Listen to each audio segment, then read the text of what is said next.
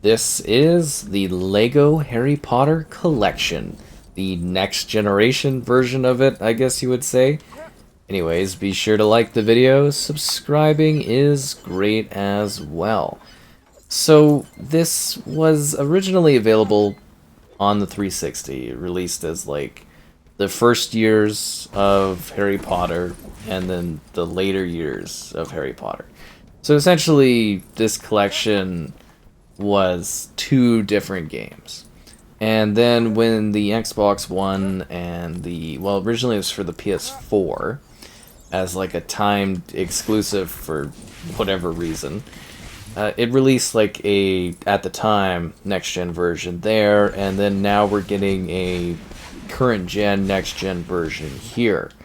So, pretty diminishing returns in terms of like greatly changing and or improving the experience. So yeah, a bit of an odd one because they've essentially like removed that in favor of this, and it's an intriguing upgrade, but one that is a little questionable, needless to say, in terms of like what this provides over that original version.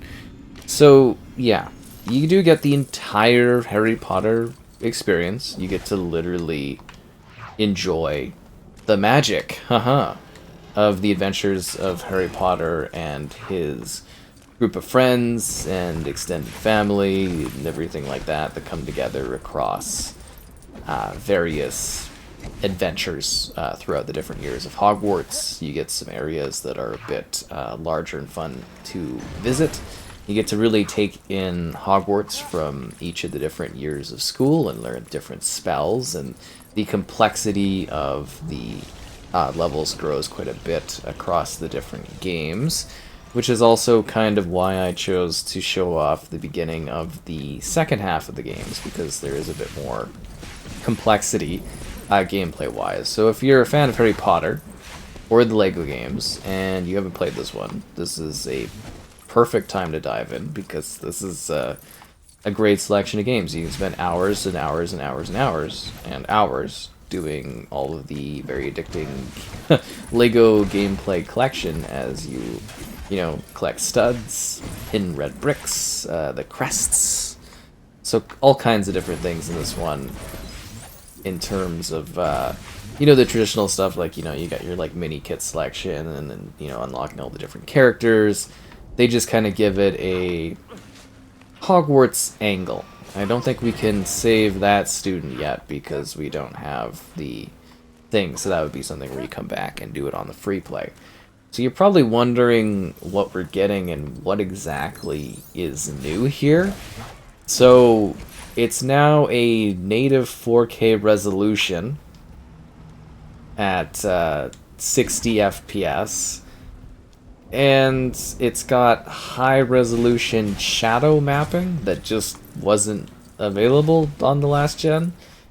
So if you're kind of curious comparison wise to what we were getting prior with the Xbox One version, that was a 4K resolution at 60 FPS. So now it's a native 4K resolution at 60 FPS. So like, it does look better, for sure, but probably a pretty negligible upgrade for a Lego game, right? Like, there's a lot of other Lego games that I think could do with a lot of good by getting this sort of upgrade, some that haven't been touched in a long time. There's a lot of Lego games out there. We haven't really gotten them in years, basically. It seems like they've all but stopped with the Lego games, which is a little bit of a shame. I mean, Lego Star Wars The Skywalker Saga was a big undertaking, and from what I understand, it's a little harder to get some licensing and whatnot, more complexity, blah, blah, blah.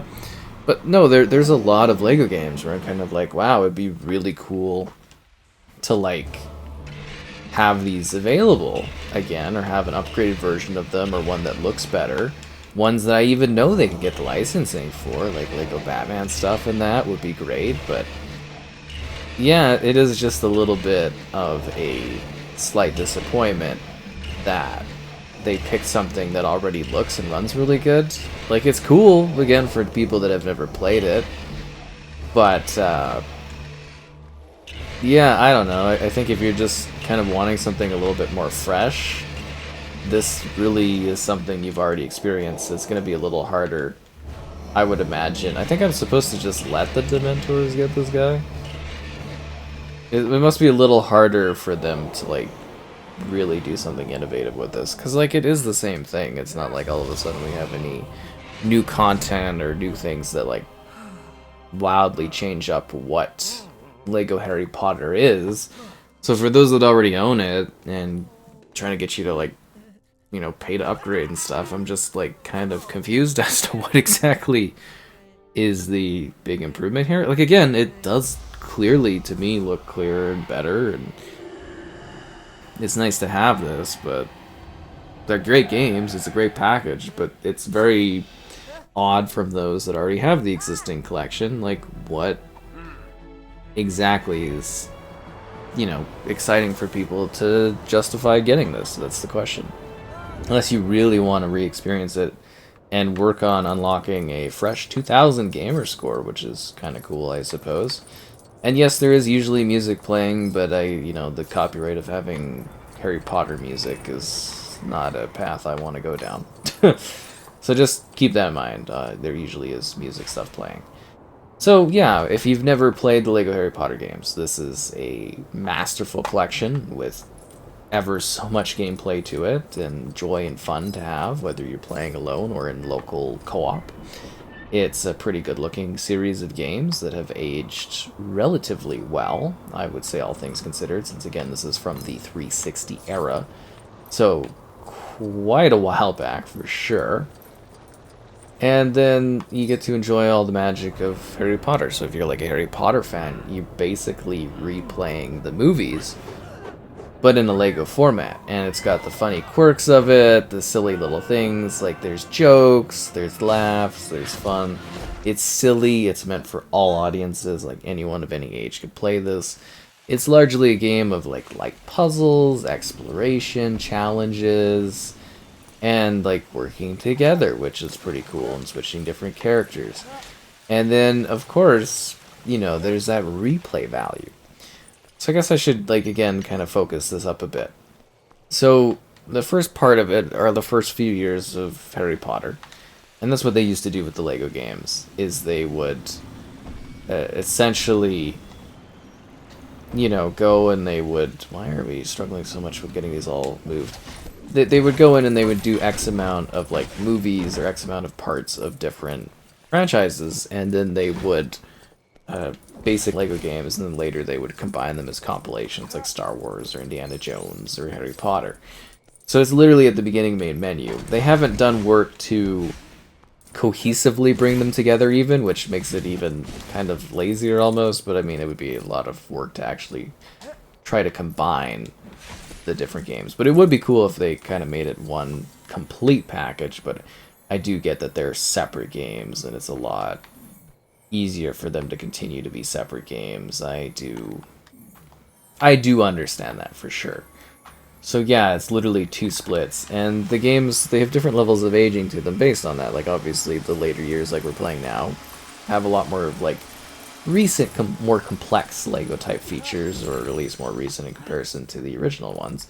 So you definitely do notice that, I guess you would say, difference in terms of how complex the worlds are, and also it's simpler too from the element of, well, you know, he's a kid and then he grows up and he does more dangerous tasks. You know, obviously the threat level increases as Harry Potter deals with more and more dangerous spells and things, and the spells themselves grow, and when you get like free elements where you're not specifically doing anything, you can go and you can find, you know, like hidden stuff in the environment, and that in itself, you know, you would get new spells, there it becomes more rewarding as you solve all the puzzles and problems, and it's pretty cool. As I said, like, this is quite a lot of fun, you know, like I played it back on the 360, I got stuff, played it on the Xbox One. You could spend countless hours playing Lego Harry Potter. And if you're a Harry Potter fan, that's a lot of fun to have. And if you're someone that's younger, or buying it for someone that's younger, there's a lot of great value here. There genuinely is. Like, it's a really, really great game, and it's a great franchise, and it comes together really, really effectively here, and you can have a lot of fun playing it. And then on top of that, like I mentioned, the replay value, where you come in and you play it once, you do the story, you have your laughs, you have your wackiness. Again, all ages, all audiences, anyone can play this and have a great time with it and enjoy it. But when you finish the story stuff, you go back, because there's this thing called free play, where you can kind of replay levels with like any of the characters, and with any of the characters, you can do things that you couldn't do the first time through. And that's where the replay value is like the collectibles, and the collecting, and finding stuff, and getting the crests, and getting the hidden secrets, and getting... I think it's like actually like mailboxes and stuff in this one. Mailboxes and owls, and... like, it does actually mix things up quite a bit. And you get to do all the fun... I guess you would say, like, magic things, which is pretty cool, like, actually being a wizard, which is kind of neat and exciting and a little different, and they have, like, the silliest of fun with it, which I think is rather awesome. Like, it's supposed to be enjoyable and silly and something a little weird and quirky to dive into, and you get this, like, big roster of characters. Like, I think literally everyone that you likely enjoy from Harry Potter is in this. I really don't know who you're missing outside of like the Fantastical Beasts, and those never really got Lego releases outside of like Lego Dimensions, which was the thing that died way too early because there was so much more with that. Yeah, there was a Fantastic Beast level in as part of Lego Dimensions. I believe I actually did like a stream thing on it, or a video thing on it back in the day. Is this his staff? Here you go, Mad Eye. Yeah, the core gameplay loop.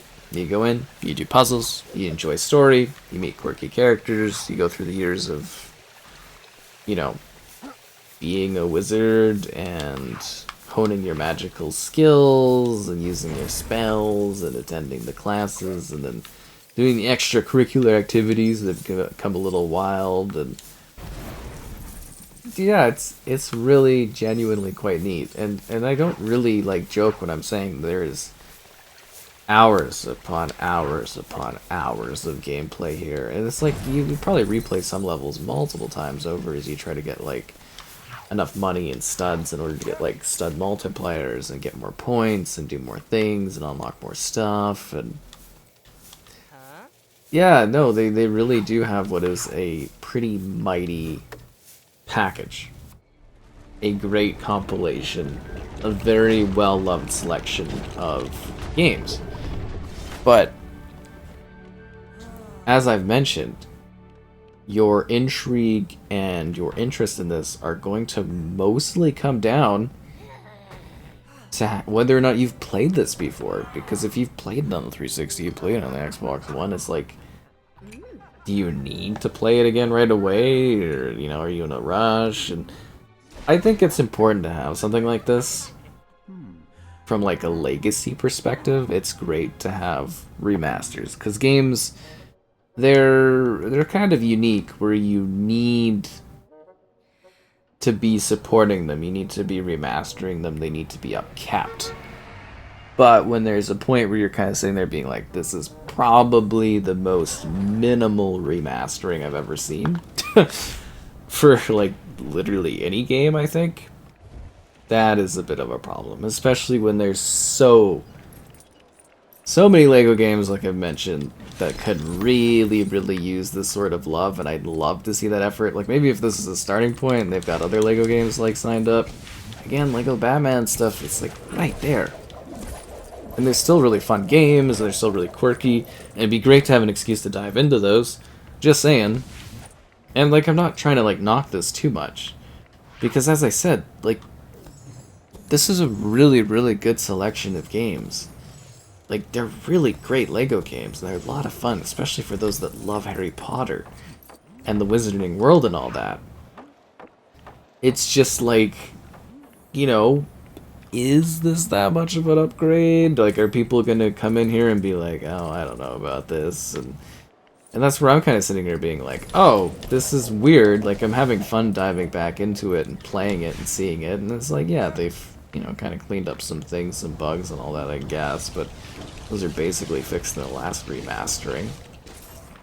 It's just really weird. Like, this one in particular, I don't know if there's some kind of weird thing where they need to, like, release so much Harry Potter stuff or something, but it's strange, because, yeah, it was, like, oddly, even when it was, like, a timed exclusive for PlayStation, I was like, that's weird, and then it finally came to Xbox, and I was like, okay, well, this is, you know, great and stuff. And then I'm here, like, playing it again, I'm truly perplexed as to, like, why this was chosen. And it does. It looks a lot cleaner. It looks sharp. We're basically at the point of completely diminishing returns if they wanted to do this again, say in another generation after this one. I'm like, I guess you could bump it up to like 6K and stuff. Like, I mean, I think the textures and that are probably pushed pretty much to their limit because they use, you know, a collection of Lego. Like, it is Lego Harry Potter, and like some of it is Lego, but then some of it's like real world stuff. And you'd have to get to the point where you're actually like, I guess, remaking some of it in order to really get visual bump ups past this, because you got to be getting to a point of diminishing returns. Like, again, going from like 4K to native 4K, it's like, yes, it looks better, yes, it looks sharper, yes, it looks cleaner, but usually you get like new content or something different or something funny or something added. Like, I don't think it would have been too hard for them to maybe throw in a couple new like characters or something, like just like the bare minimum something new. Maybe there was like a cut level that they could have like finished, or it just seems like sort of a waste of potential with this kind of thing. Like, it's great, but I don't see what audience this is specifically serving that gets a lot out of this. And I think that in itself is a bit of a shame, because it's not really like crazy quality of life upgrades or anything. I mean, I like this, it's fun. I could definitely see a lot of people liking this game and stuff, and there's a lot of gameplay to get out of it, as I've mentioned and highlighted. And the world of Harry Potter is always kind of enjoyable. Are they just walking against each other over there? It's crazy. And no, there's lots to do, and it feels like the full scope of the experience and all the different characters and all their quirks and the silliness and the laughs and the fun.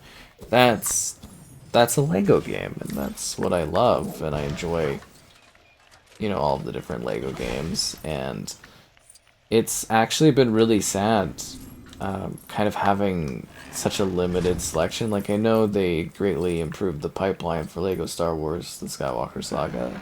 I was blown away by it. I loved it. But there is something a little sad where we used to get, like when I was younger, we'd have like 3 of these a year, if not maybe like 4 of these Lego games a year. And, you know, now it's like good luck getting one every, like, I think it's been actually probably a few years since Lego Star Wars: The Skywalker Saga. And between that one and other Lego games, it was, I believe, a few years too, and it's like I miss playing these Lego games. They were a lot of fun. They were great times, and I don't know if they just run out of things to do, or maybe it's like licensing stuff or something, but it's sad because I want to play more of these games. I was imagining we would have dozens upon dozens of them over time, and I don't know, maybe it's just become too complicated or something, and to me that's just such a shame because I was hoping to have more of them. For years and years I don't know, having a great time playing what felt like a never-ending selection of Lego games. And now it's gotten to a point where we're remastering one that we literally probably, like, I can't even think of another one that like was remastered since this one was remastered almost. And that is just an ultimate shame. But, you know, Harry Potter is a big deal. I can see there's a lot of love and licensing and stuff like that works out for this, but if there is any possible way, I would love to see some other ones remastered, some of the original older ones that haven't been touched. And I think the potential for doing this sort of an upgrade where clearly it upscales pretty well to 4K and it looks fantastic and clean and sharp and all the shadow stuff's great. Let's just see that applied to some other Lego games, which I would kind of adore. But anyways, that's Lego Harry Potter, the collection. I hope that kind of talk to you about what it has to offer.